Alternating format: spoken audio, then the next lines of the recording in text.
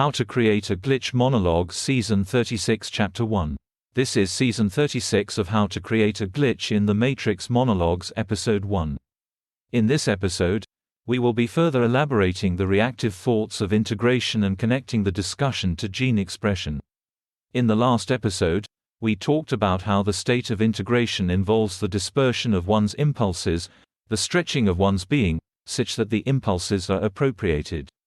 We also talked about how in this state, the impulses which remain are those consistent with the expectation of the other. With this episode, I would like to elaborate the manner of that appropriation. First of all, you must imagine a person's mind, the genetic information, as a kind of real estate.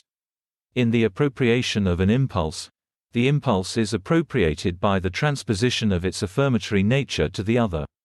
In other words, your mind will no longer generate an affirmatory impulse in relation to yourself, with regards to that particular trait, but rather will generate an affirmatory narrative for the other, enhancing their expression of the corresponding impulse.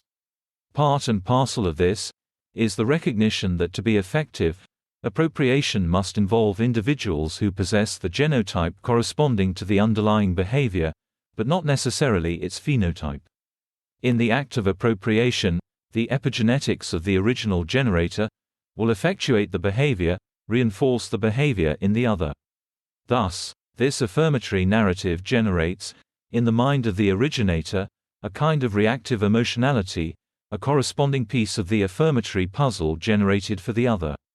This will take a quality corresponding to a dialectical orientation to the internal thoughts of the generator, when those thoughts defy the expectations of the other. Someone who listens to this podcast quite frequently has objected to the distinction between consensual and non-consensual impulses. Their objection amounts to essentially the point that there are degrees of consensuality. In their view, it is not entirely accurate to portray a binary choice between consensuality and non-consensual impulses or realities. To this, I would say that they are indeed right and wrong for the following reason.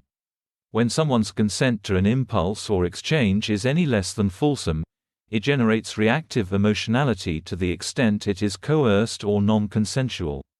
In other words, the solid binary distinction between non-consensual and consensual is predicted by the fact that our minds automatically generate reactive responses, which are inherently non-consensual when our consent is coerced.